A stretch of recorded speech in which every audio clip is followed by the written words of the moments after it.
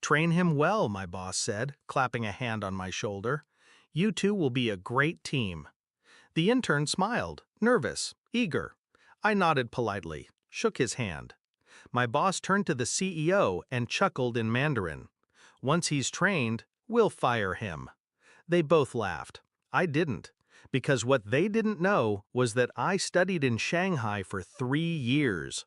Lived, worked, fought to survive in the alleys and boardrooms of a place where tone was everything. My Mandarin was cleaner than his expense reports.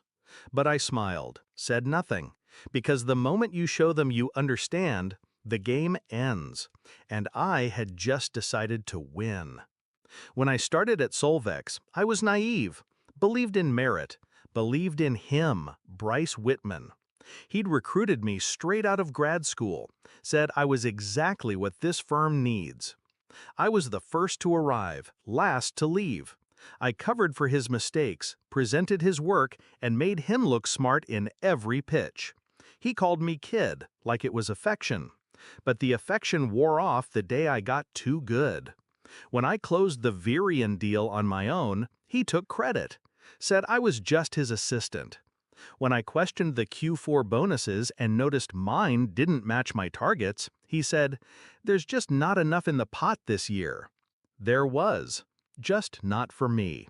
I told myself I'd work harder, that he'd see my worth. Then he brought in the intern, fresh out of college, barely knew how to forward an email.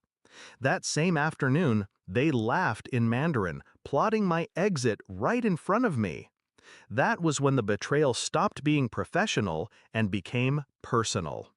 I started watching everything, every password he typed, every time he left his laptop open. I memorized his rhythm, the way he misused spreadsheets, the way he cut corners and charged time to projects that never existed.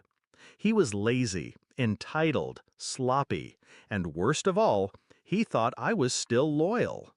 I copied files, downloaded backup logs, cross-checked payroll entries, mine, the intern's, and his. There were ghost employees, dummy vendors, reimbursements for dinners he never attended. He was stealing. The intern? Just a placeholder, a warm body to justify firing me once I trained him.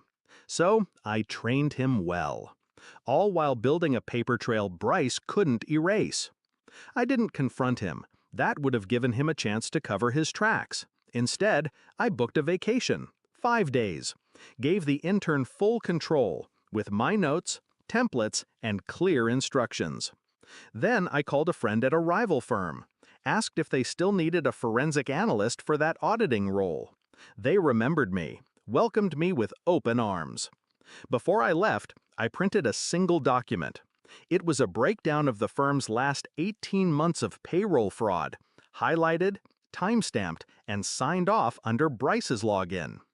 I left it in the CEO's office drawer. No name, just a red sticky note. 你应该注意谁在你旁边. You should watch who's beside you. I returned to work on Monday.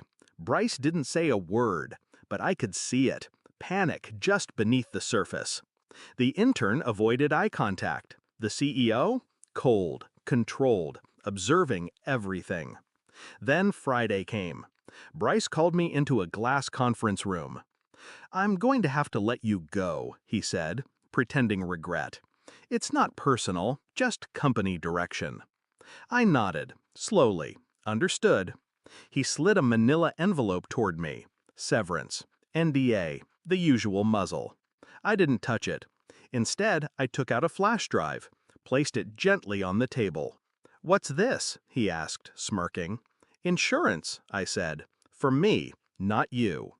Then I looked through the glass at the CEO, who just stepped out of his office, holding my document in his hand.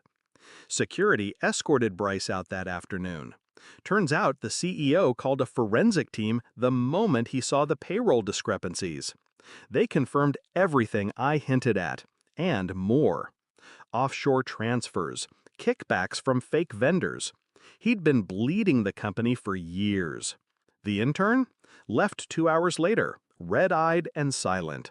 Not guilty, Just collateral. Me? I submitted my resignation 2 days later. I didn't need to stay. I'd already won.